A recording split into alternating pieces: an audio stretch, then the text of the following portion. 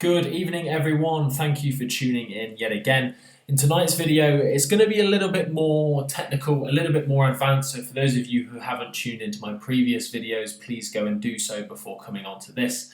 But anyway, without further ado, we'll get into tonight's video. So the topic of what we're going to be running through tonight is the dollar index and the JPY basket, and how what you see on these charts correlate with your USD pairs and your JPY pairs, and how you can use these indexes to your advantage when selecting a trade. So right now we're on the dollar index, the DXY, and what the DXY or the dollar index is, or what it shows, is the strength of the USD in relation to a basket of other major world currencies, such as the pound, the euro, and so on and so forth. So if we see the DXY on the rise, this is a good indication that obviously the dollar is strengthening. So currencies such as USD CAD, USD CHF, USD JPY will usually rise alongside and correlate nicely with what we see on the DXY. So this obviously bullish run on the DXY would have correlated nicely with USD CAD's bullish run, USD JPY's, and so on and so forth. The same with the JPY basket. You know, what we see on the JPY basket basically determines and shows the strength of the Japanese yen. So if we take this decline in price, for example, this shows that the Japanese yen has been losing strength in relation to other world currencies. So what you'd see on the likes of GBP JPY, NZD JPY, CHF JPY would usually reflect what's seeing on here on their chart. So if the JPY basket is declining, the Japanese yen is losing strength. NZD JPY usually would be rising, because essentially the New Zealand dollar is stronger than the Japanese yen. So I'm going to talk through how you could use what you see on the DXY and the JPY basket, and how you could use what you see on there to help determine a trade or add an extra reason or a stronger cause to your trade besides just what we're seeing technically. So what we're on here is the GBP JPY chart. And we've marked in a few levels already. We can see we have this clear level of support dating back to the start of March. We had the first test into this zone, price rejected, price came back down into the same zone again, rejected. So this was our support floor right around here. We extended this into the future, and obviously what happened then, price broke this support floor on the 4th of March, and it didn't come back up until at least the 9th. And as we know, when previous support has been broken, this same zone then acts as a ceiling when price is underneath, and it did again around the 10th and then today. So what we can see on this chart is this clear level of support now turn resistance.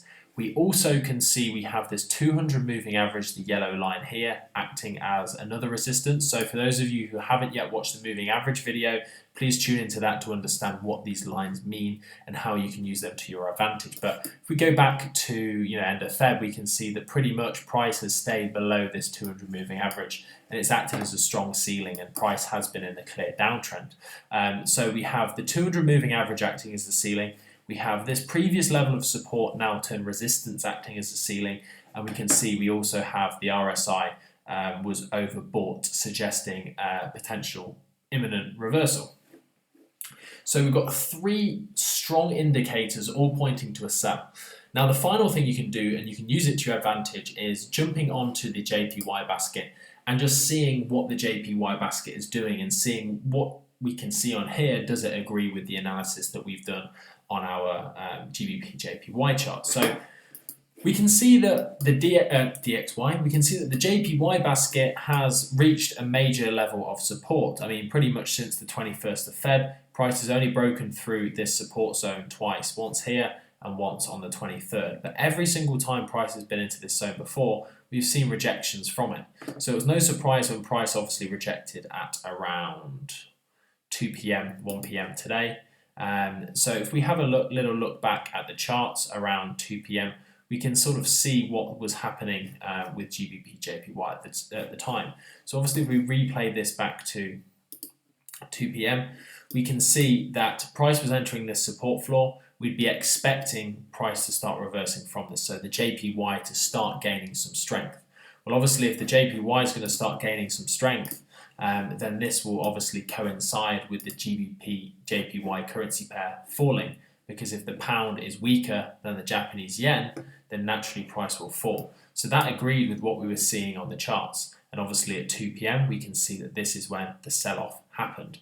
Bang on this ceiling, bang on the moving average, bang on the same time that the JPYBasket was due a reversal from this support floor that we had marked in. So it's just an extra confluence, an extra reason to take your trade. It's not the be-all and end-all. I mean, if the DXY or the JPYBasket don't necessarily agree with what you're seeing on the charts technically, it's not the reason to step away from the trade. It's something to bear in mind, and if it agrees with your trade, then great, you've got a stronger reason to take it. You've got more reasons stacking up and agreeing with the same direction. Now, if we have a look at the DXY, we can run through an example, similar kind of scenario.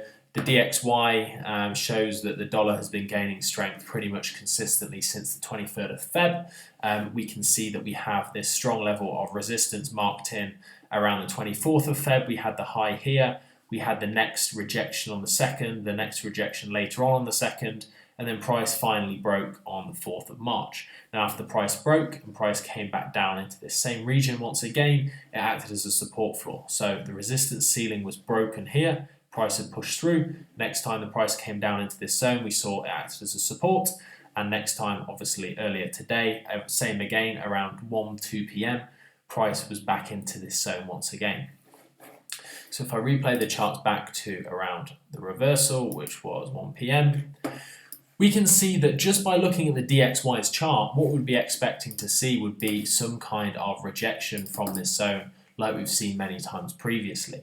So with the DXY potentially rejecting this zone and the dollar gaining strength, if we have a look at one of the dollar charts, we can see this coincides perfectly 1 p.m. with USD CHF bang on the rise. It was also at a level of support. We've had many rejections at this same zone. So that was our first reason to take a trade. The second reason was obviously this ascending trend line. We had the start of it at the most significant low here, lined up with the next low, which was there. And then obviously we had about 2 hours where price didn't really do much, sat on this ascending trend line, and then price rocketed. And it was no surprise that price also rocketed, not only because of the support floor, not only because of the second touch of this trend line, but also because the DXY was due a reversal from this level of support. Previous resistance now turned support. So you can see how handy it is to use the DXY and the JPYBasket to your advantage and give you almost another outlook on the strength of certain currencies. So yeah, it's a great thing. I always do it at the end of all of my chart analysis. When I'm looking to take a trade, I'll always refer back to the DXY and the JPYBasket, providing it's a dollar pair that I'm trading or a Japanese yen pair I'm trading, and it just gives you that extra confidence to take a trade. But yeah, like I said, it's not the be all and end all. If it doesn't necessarily agree with what you're looking at, then it's not the end of the world. But if it does, then fantastic. You've got an extra cause to take a trade. I hope this hasn't confused you too much. This is a little bit more advanced than going into a bit more of the sort of fundamental side of things, further away from just chart analysis. If you do have any questions regarding this, please do get in touch. I'll be more than happy to run you through. And I look forward to trading with you all tomorrow. I wish you all the most loveliest of evenings, and I shall be in touch with you all in the morning.